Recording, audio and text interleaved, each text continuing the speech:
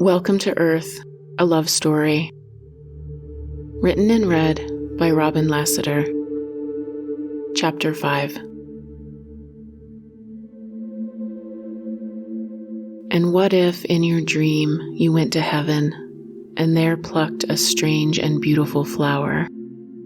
And what if, when you awoke, you had that flower in your hand? Ah, what then? Samuel Taylor Coleridge. I barely had time to catch my breath in my peaceful new life before I began to have powerful and bizarre experiences that overwhelmed me and changed everything, again. Unexpected, half-forgotten, unbidden, my North Star returns. If I had deadened that world with all of the alcohol and stress and trauma, now it rushed back in, sudden and surprising and confusing. There were 3 spheres, 3 different colors, green, purple, and blue, and they took over my dreams. They were brilliant orbs illuminated from within with rich, alive, vibrant colors, with a white, crackling electric energy surrounding the exterior. Giant, glowing spheres of light and color rushed down to me out of the sky. They came to me over and over in my dreams, starting out high and small, maybe waiting on the periphery for me to notice them. And as soon as I did, they rushed down to me. My noticing seemed to be some type of signal, causing them to float suddenly, deliberately towards me. Moving so fast they scared me and captured my full attention and made me stumble backwards. They were quick, intentional, intelligent, surreal, and shocking. I felt like a child. I felt like they knew me. I don't know if I had a choice about interacting with them or not, but it never crossed my mind to resist. They were clearly the authority, and I was along for the ride, and God help me.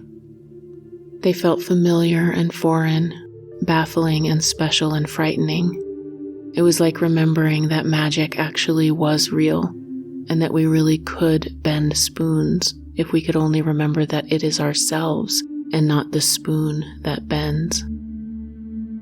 These balls of light had intelligence, had unique identities, and it felt like they were there for me.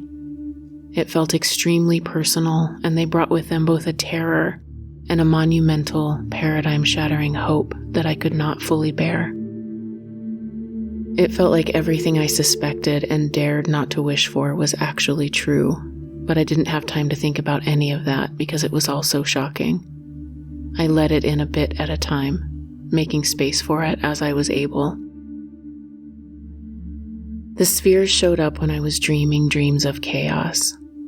I was on a road with other refugees, long winding lines of people traveling across a barren wasteland with cityscapes in the distance, burning.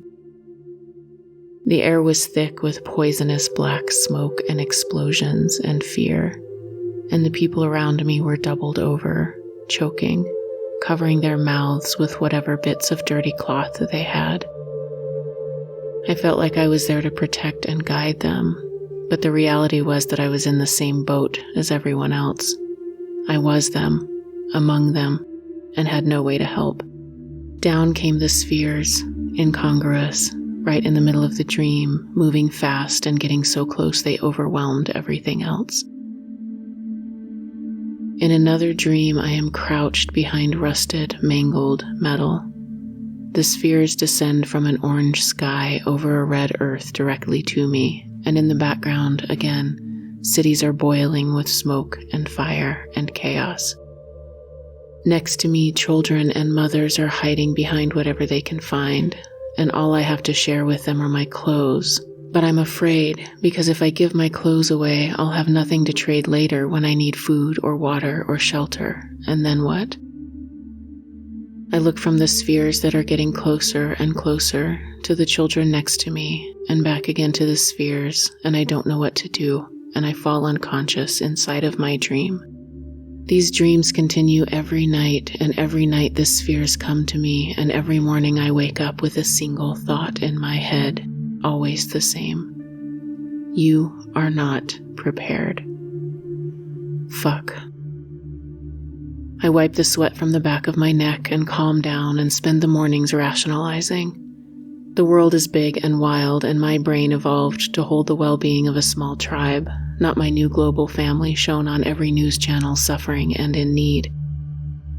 How could I possibly keep track of all of that? How could I feel anything other than helpless in the face of it all? No wonder I was having these vivid, shattering dreams. Plus, humans always create myth around the world's end. I'm just sensitive. It's weird, but whatever. What am I supposed to do with this? The rationalizations don't help at all. I am uneasy and untethered. Whether the dreams are coming from my psyche or from something outside myself, it doesn't matter. I can't shake the feeling that I'm supposed to be doing something that I'm not doing, and time is running out. But I ignore the feeling and go on with my life. I don't know what to do about this, and so I do my best to push it aside and focus on the other things that are calling for my attention. Then the terror starts. I love my bed. It's big and clean and sweet, and my bedroom window overlooks my porch, and I can see my horse over there across the fence, her head up and ears forward, waiting for me to get up and bring her breakfast. When I fall asleep at night, it's after reading until my eyes and body are heavy, and then clicking off the little lamp on the little bedside table next to me. Before the dreams and terror start, I feel safe here, calm. After years on the run, I can finally rest. So it's a shock that as I'm lying in bed alone, drifting off into a peaceful sleep, I suddenly snap vividly awake, flooded with adrenaline and fear. I swirl and spin. I rise up and sink down all at once. I can't move. I can't look around to see what is here that's making my body course with a pounding alarm. I'm willing my arms and legs and body to move, but they are leaden. I panic and struggle against their unresponsiveness.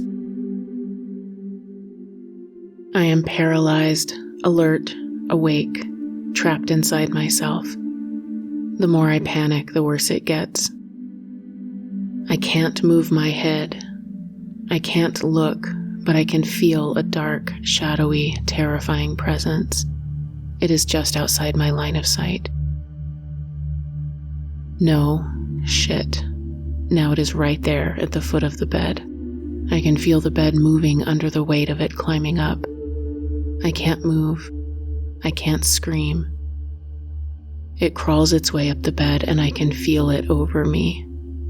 It arrives, a dark, faceless figure pressed right up against me. Its face in my face. Its body on my body. I want to cry, turn away, sit up, pull the covers over my head, anything. But I can only be here, witnessing from inside my unresponsive body, watching these dark and menacing shadows move around me while I fight and fight and fight against my own impotence. I am helpless in the face of this supernatural, gripping terror, and there is no way to run or move or call out. Eventually, I lose consciousness and fall sickeningly into sleep. And it's horrifying because I don't know what happens to me when I'm not awake, when I'm not there to witness it. If this were to happen to me once, fair enough. I don't know what I would do with it, but at least I could be safe and maybe write it off as who knows what. But it doesn't just happen once. It happens again and again, and sometimes it's the same, and sometimes there are new horrors. And even though I love sleep and my dreams and my bed, now I am afraid of the night. I sleep with the light on, fitfully, waiting for something to happen, sleep-deprived and anxious. I have no remedy, no tools, no weapons. I don't know what to do about it or what it means or why it's happening. It feels important and scary. Finally, I start to do some research. I can't find anything online that talks about exactly what I'm going through, but I do learn about sleep paralysis, and that seems pretty close. There's even an entry on WebMD about it. I'm not the only one. In fact, this is a human thing. This happens so often to so many people and has been going on for so long that cultures all over the world have come up with ways to explain it. In Brazil, a creature with long fingernails tramples people's chests while they sleep. In Spain, it's a dark creature who sits on a person's chest and causes nightmares. There's the old hag in Canada, the dark Baba Yaga from rural Russia, and the Cambodian ghost who haunts people when they are half asleep.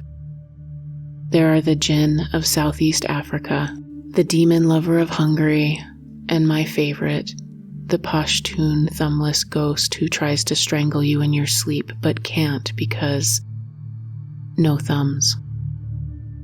This phenomenon has been blamed on enormous cats, goblins, dark fairies, and in Salem, it was blamed on witches. Every culture has some way to explain this experience, and of course mine does too.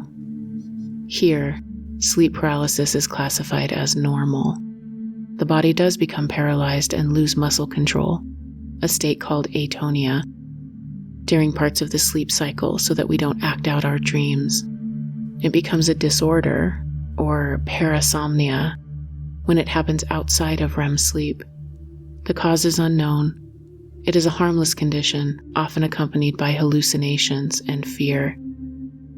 Over time, they say, it can become worrisome, disruptive, and cause excessive fatigue. Science indeed unweaves the rainbow, but even Western medicine's dry academic certainty isn't enough to kill this beast. Even as I begin to calm down now that it's named, now that it's a thing and I'm not alone, the beast eats that thin shell of false comfort and grows horns, threatening to murder me in my sleep. Night after night, the parasomnia crouches on my atonic chest. I experience hallucinations and fear. It is worrisome, disruptive. I have excessive fatigue. I stay up later and later. I read for as long as I can, hoping to ease quietly into unconsciousness, but night after night I find myself awake, paralyzed, and now this is often accompanied by another parasomnia known as episodic cranial sensory shock, or exploding head syndrome, which is exactly what it sounds like, and another fun topic of research over coffee the next morning. I both feel and hear a loud bang inside of my head. Is it inside? It's hard to tell. I think it's inside because I feel percussion along with the sound. It's disconcerting to say the least. Along with this, I begin to hear voices. I know. Many times I hear my name spoken loudly, sharply, directly into my ear. Sometimes I can free myself from paralysis by mustering all of my will and forcing myself to move, turn over, wiggle a toe or finger, take a deeper breath, any type of movement. It takes a monumental effort, a monumental act of determination. I'm not always successful, but sometimes it is a way out, and there is nothing in me that thinks that not fighting against this is a good idea. I fight it, hard, every time. I struggle and panic at the first sign of paralysis. I put all of my attention on using this trick to get unstuck, and sometimes I get unstuck. Sometimes I wrench myself out of paralysis only to find that my house is shaking violently, paintings smacking against the walls, my bed frame squeaking, the dog up and barking. I sit up in bed and scramble backwards to lean against the wall and wait for the shaking to stop, and eventually it does. I don't know what to do with any of this. Most nights I flick on the light and read myself into exhaustion. We don't have them in northern New Mexico, but I still spend the next morning searching online for any reports of nearby earthquakes. Sometimes I wrestle myself out of paralysis and look down and to my right to see my body laying on my bed, and realize with a shock that I am standing next to myself. The world is gray, and the objects in my room, even the walls and doors and floor, are insubstantial, translucent. I am stunned and still. I don't know what to do. A visitor, as see-through as the walls and doors and floor, spectral and misty, appears from the doorway. Human-shaped, ethereal, not a shadow, not frightening, but floating, so it's disconcerting. She beckons me forward. I go. I don't think, I don't resist, I don't consent. I just feel myself moving towards her. I'm not afraid. I'm not feeling much emotion at all other than the typical open-mouthed astonishment with which I generally meet the world. I find it odd that I'm not feeling terrified or excited or protesting or any other normal response to something so abnormal. The visitor leads me out of my bedroom. We take a right and then drift through the front door, straight over the porch railing. We don't take the stairs, and out over the landscape. Looking down, I see my bare feet floating, slack, just above the sage and buffalo grass. The world looks like an Edward Munch painting, except for everything is black and white and gray, and that makes the whole experience even weirder. We rise higher, nearer to the moon above Johnson Mesa, the world monochromatic and wavy beneath us. Other than the entity who is with me feeling feminine and ethereal, these episodes remind me of my childhood. I return the same way, thudding back into my bed with a hard jolt. Tired, wired, spooked, electric. I am certain these are not dreams. In fact, the idea that they are dreams is laughable. This is something else. Between the spheres, the paralysis, the dreams of destruction, the traveling at night, and the creepy things happening in my bedroom, my attention was fully captured. But it was just me. I was in it alone. This isn't the kind of thing you can really talk about in the break room at work, especially when you're the boss, and life goes on after all. I was busy in my new career, busy trying to be a real human with a real job and maybe starting to act like a real grown-up. I was trying really hard to be normal. I could sort of forget about these things during the day and not think about them much. Yes, I was also tired and anxious, but maybe if I ignored it, it would all go away. Honestly, I was skeptical too. I didn't trust my own lived experience. I was still full-on outsourcing my sense of identity, my sense of worth and certainty, to those around me and to the collective overculture. I'd lived my life with a mix of odd experiences that didn't conform to the consensus reality, right next to a deep sense that there was something innately wrong with me. My life was already kind of a mess.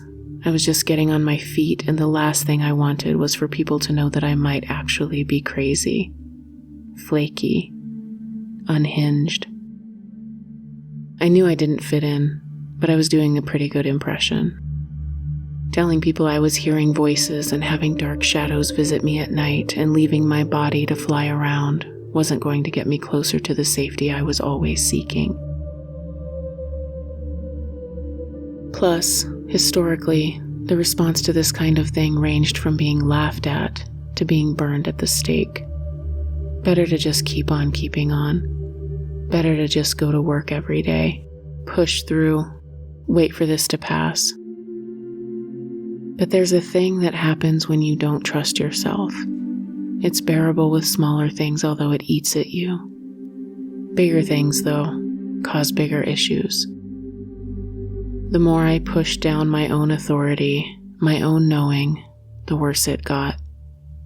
I was pretending to be okay, to be what I thought was normal, but at the same time wrestling with these very real things that were happening to me at night. And in the meantime, the things I separated into what I called the normal world also came with a bunch of pressure. I was supposed to be paying attention to very important things like getting a nice car, paying my mortgage, contributing to my 401k, and of course that biological clock I had, ticking away, not off into infinity, but like a countdown, losing seconds and fertile, healthy eggs by the minute. I started having panic attacks, a floaty sense where I couldn't stand being inside my own skin, a deeply unsettling sense of not knowing what was real. I didn't know which world to trust, and I had not a single inkling that they both could exist at the same time. Either I was crazy or the world was. Probably it was me. I mean, what are the odds? Eventually, it all gets too much for me to handle on my own. I confide in my sister, the person I most trust. She is tough and funny and sarcastic and leans into life with a ferocity that she thinks hides how deeply sensitive she is. She knows me better than anyone. She and I both experienced the Eden of our childhood, but we emerged completely different people. She navigates the world with a determination that she makes look easy, but I know is because of her sheer will and tenacity. It is her reaction to the unbearableness of humanity's suffering. She adopted the rules and structures of the real world and thrives there, managing to work within the system to change the system, guided by her integrity and that secret tenderness she thinks no one can see. She didn't lose her heart or her connection to herself as I had done. She galvanized those things into tools to effect change. And when she looks at me, she doesn't see my addictions, my secrets, my fears, my otherness.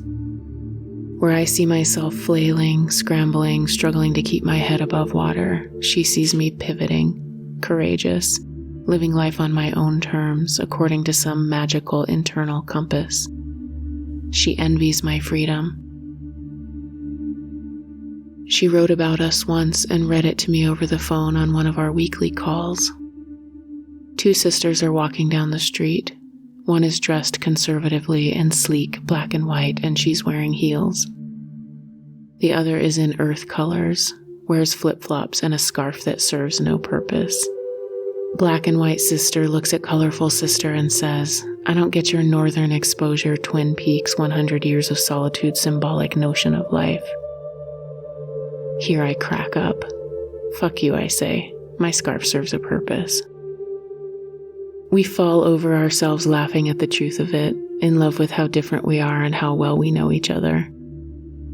So when I confide in her about the dreams, about the shaking bed and being paralyzed and the feminine figure and being next to my body and the voices and the orbs, she listens silently and seriously. She takes a considered breath, pregnant with her love for me, and then gently suggests that I should see a doctor, maybe a psychiatrist. Maybe there is some medication I could take. She didn't think it was real. The world wasn't crazy. I was. It hit me like a kick in the gut. I felt ashamed and silly. Hangdog. Maybe she was right. Maybe it was just my brain misfiring. Maybe I could take a pill and it would all stop. I fidgeted nervously with this idea, pulled between two worlds, between my first and second gifts. Shit. So I really shouldn't trust my own experience. Where does that leave me? I swallowed, nauseous, cold, and clammy. My hands and feet tingled and I felt lightheaded. I needed my sister's perspective. I wanted her to rescue me, to validate me, because I couldn't do that for myself. I didn't want to hear that she thought I needed a psychiatrist, medication. I trust her so much and she says see a doctor. This, from someone who loves me so hard and knows me so well.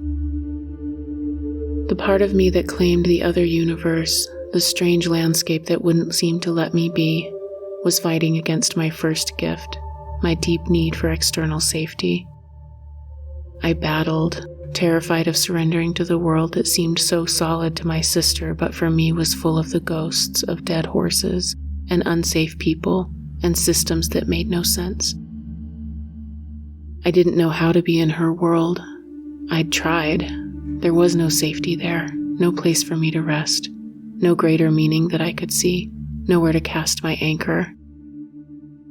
The other world, my weird world where these wild things happened to me and shook my foundations, was equally unsafe. There was nothing to tether me to reality there either. But let's say I could. Say that I decided to trust myself and really go there, really dive in and claim it all as true. Well, then I would be all alone, wouldn't I? No one could follow me there. But at least I'd have myself. In my sister's world, I wouldn't even have that. I hung suspended between these two realities, completely unsure of which way to go. So thank God for the prophetic dreams. They are impossible to brush off as not real, as my own internal hallucination, because suddenly I am getting verifiable evidence, verifiable experiences. Because of them, I dive deeper into whatever was happening to me instead of going to a doctor. They are not only about events in my own life. These were oddly dull. I dreamed last night my coworker wore that shirt today. I dreamed last night the power went out at lunchtime, and it did. The dreams were about other people as well.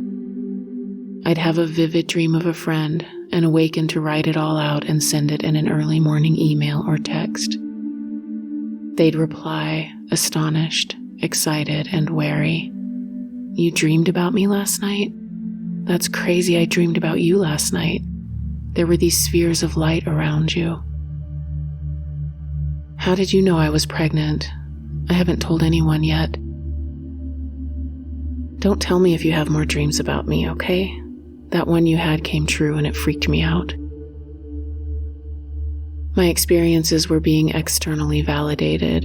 It was thrilling and exciting, and it buzzed through my body.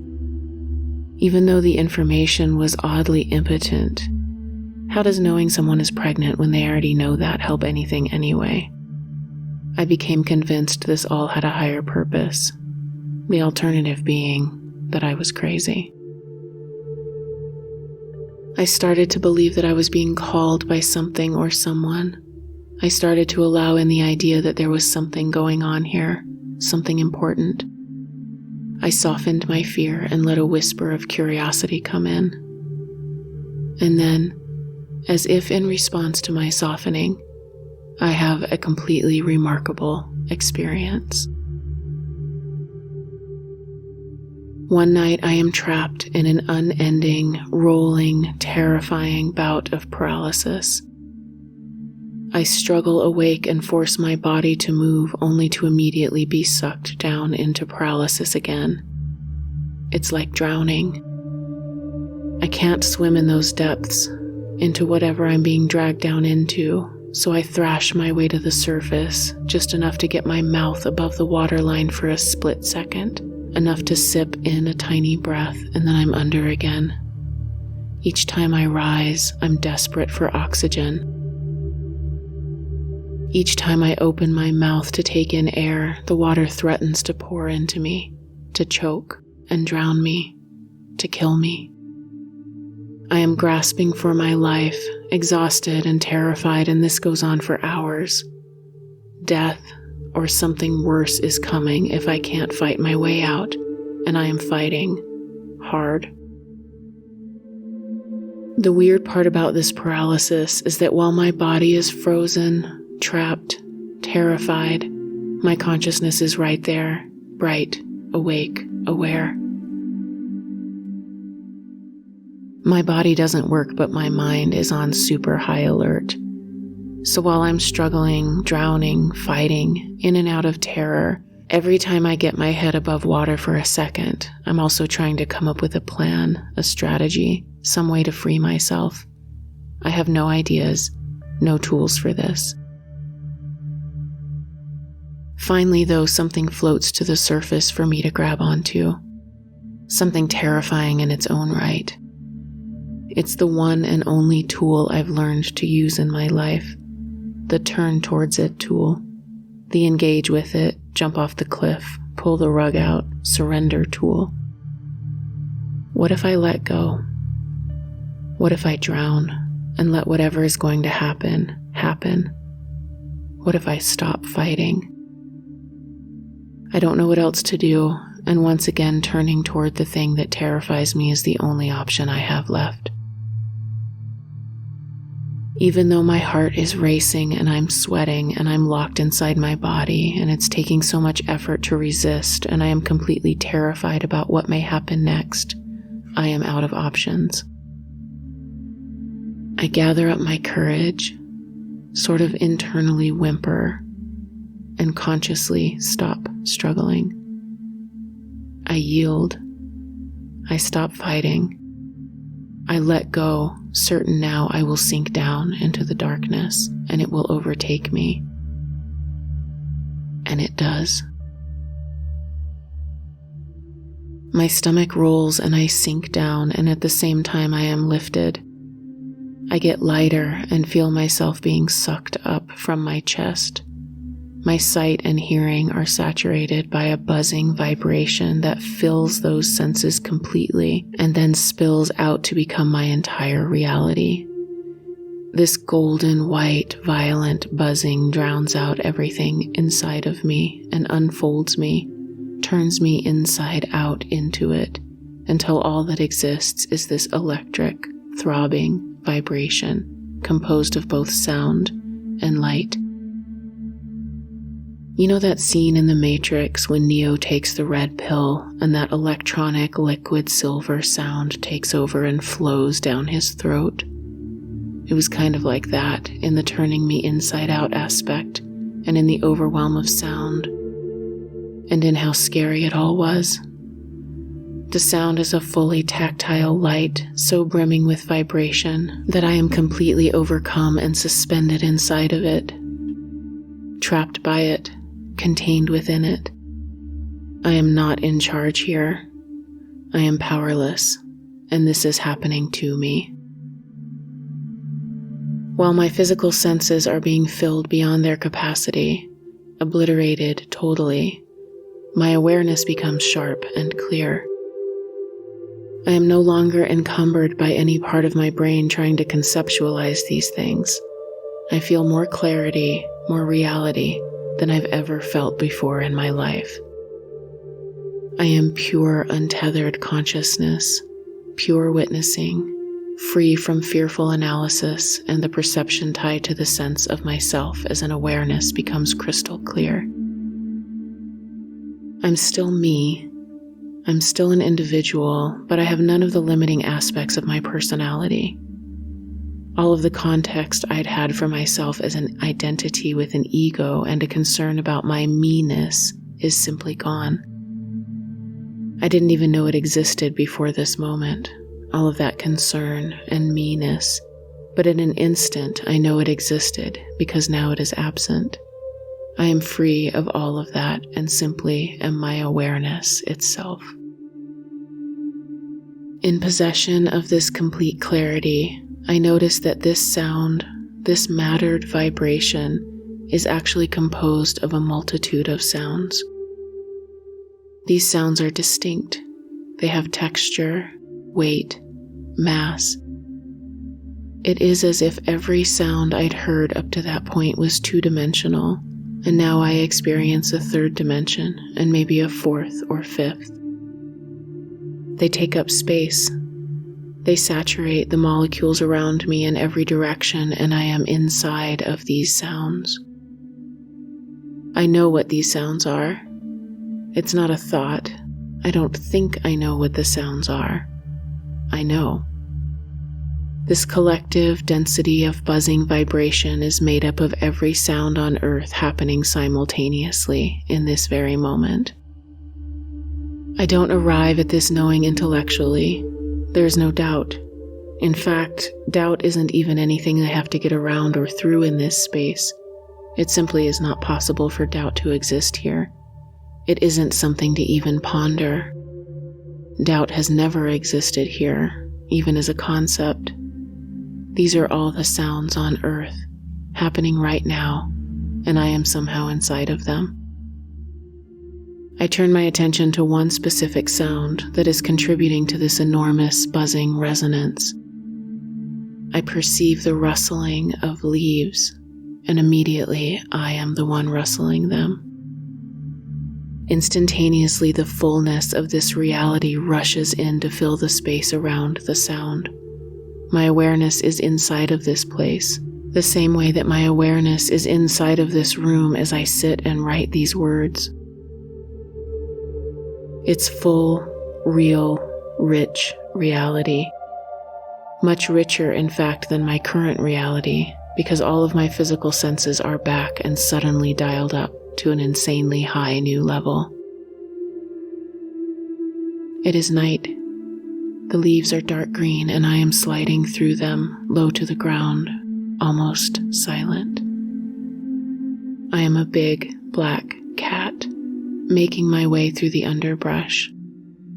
I am not imagining or visualizing this cat walking on a low path through some green and fertile jungle.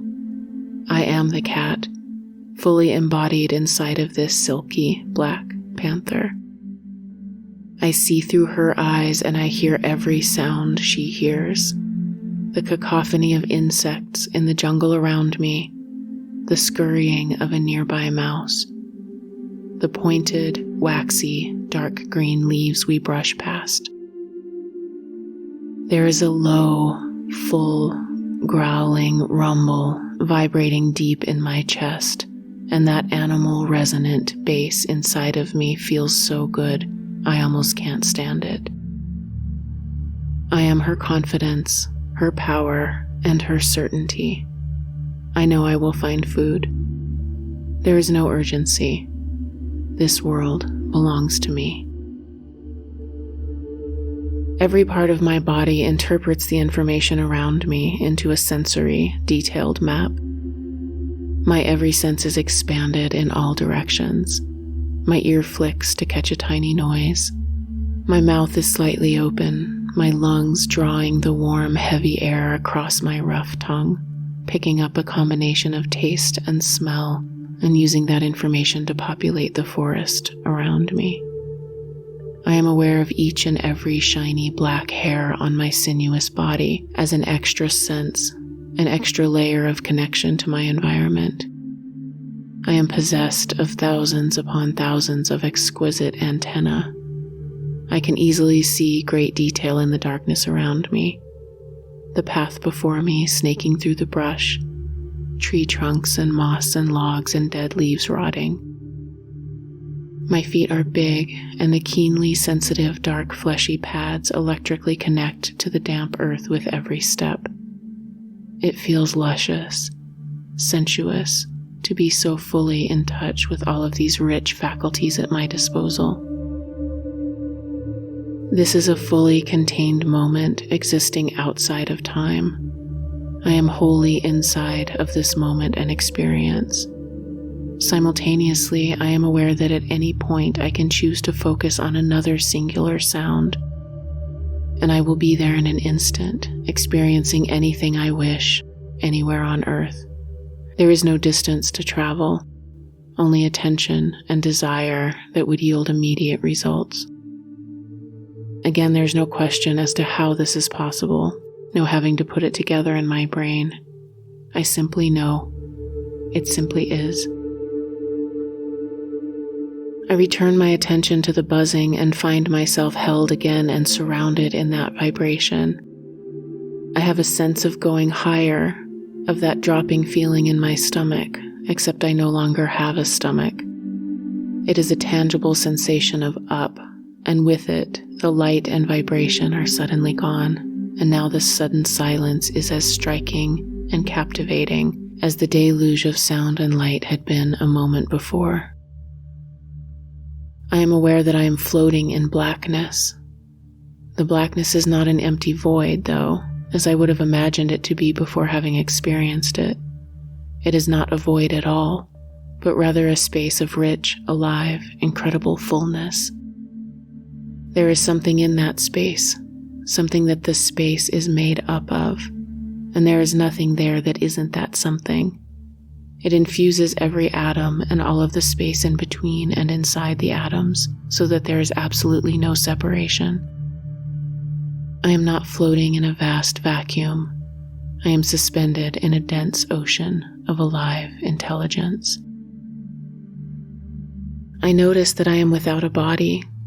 I can feel that just a moment ago I had a sense of myself as something solid, but it is quickly dissolving.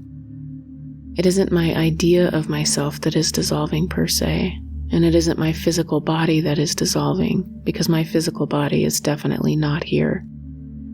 It is another, less dense type of body that suddenly feels as if it's made of millions of fizzing champagne bubbles arranged into a roughly human shape. I can feel my consciousness in each and every one of those little bubbles, but they are beginning to slowly drift farther and farther from each other. I panic for a moment as I feel myself expanding and dissolving, but then realize that my awareness is still intact. My sense of self, my sense of being and identity is not dissolving. Still, it's disconcerting, and I want to stay near the little bubbles that had been my form as they are drifting and expanding into the space around me. I have an affection for them, an attachment to them. I'm trying to keep track of them, trying to keep some hold of myself of form as it expands, when an entity appears next to me. When I say appears, I don't mean that she suddenly pops into existence. It's more like she makes herself known. She does the equivalent of waving at me to get my attention. And of course, there's nothing physical about her that says male or female necessarily. She just feels female to me. She is made of the same stuff that makes up the space we are in. She is both the alive, intelligent, plush, satiny blackness and an individual expression of that alive blackness. She beckons me towards a geometric shape, a sensation like a triangle, a widening that necks towards a narrow point. As soon as I am aware of the shape, it is accompanied by a pull, a sensation of being gently and smoothly vacuumed into its center. I see the little bubbles that had been my form being pulled into the center of the shape, and feel the entity drawing me closer and closer to that event horizon. I know that through that gateway is another world. I have a singular, clear thought. On the other side of that is where we go when we die. The sense of being sucked into and through this portal gets stronger, and me and the tiny bubbles that were also me, and the entity begin moving faster and faster towards the center, and I am terrified as I see that some little bits of me have already gone through, and a great fear overwhelms me. I yank myself away as hard as I can and fall backwards into my body, and then sit up in bed. I am panting and sweating and totally overcome by what just happened.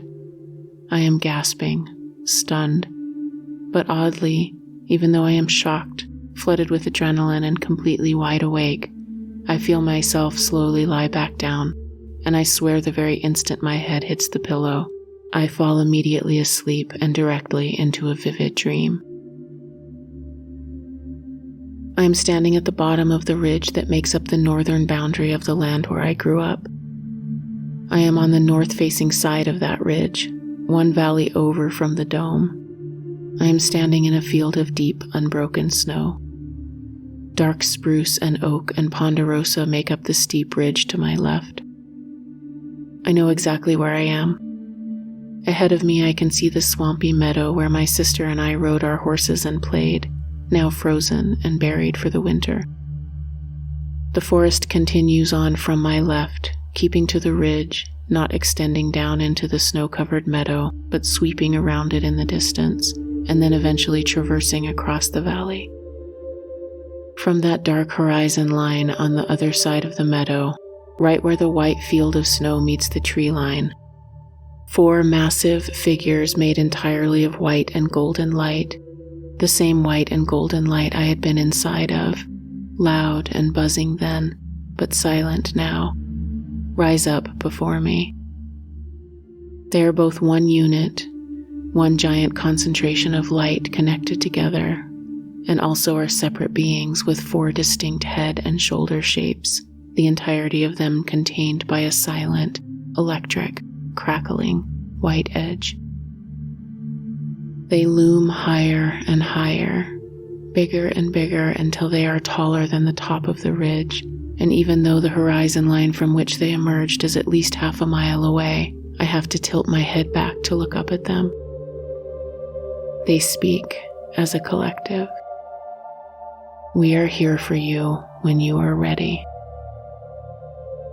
When I wake the next morning, I call my father and tell him what happened. He's delighted. He's reading a book about a guy who has a theory that experiences like this were responsible for the birth of art. That early man, or woman maybe, turns out it may have been mostly women creating a lot of the early cave art, had these experiences and took to depicting geometric patterns and animals and other beings on cave walls, trying to express the images that had come to them during hypnopompic and hypnagogic states. He tells me that he's just read that Aboriginal people reported being overcome by swarms of bees or a loud hissing rain just before having transformative visions. I feel validated, exhilarated, and connected to something profoundly human and profoundly meaningful. In my head, I name the beings who rose out of the horizon line the 4 who are one, and I ponder them and paint them on big canvases blocked with mostly white paint, outlined with light, bright yellow, and small pointy spruce and fir trees at their feet to try to show how large they loomed. This experience changed me in ways that it's taken me years to integrate. It solidly rocked my sense of reality. It was undeniably real, realer than real. The clarity of my awareness during the event was a complete certainty, unquestionable. It was like reality on steroids. I had no context for it and started to read everything I could get my hands on that even remotely seemed connected to my experience.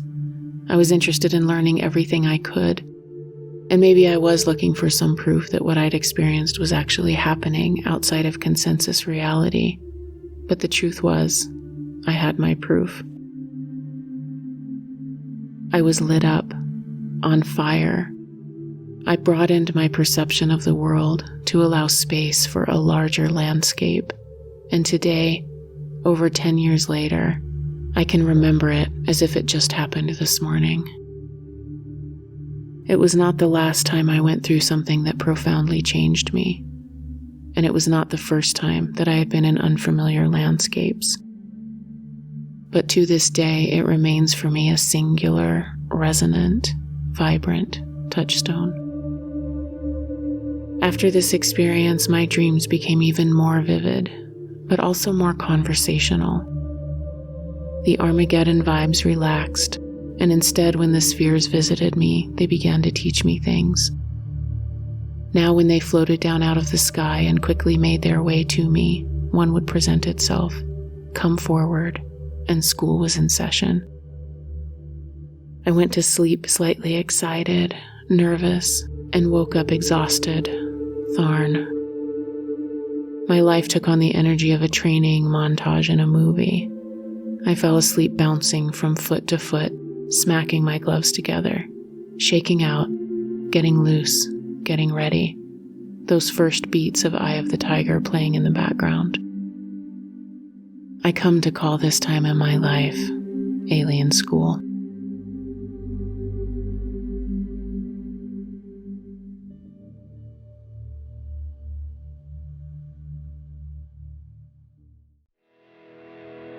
For more information or to book a one-on-one session with me, visit honeyheart.org.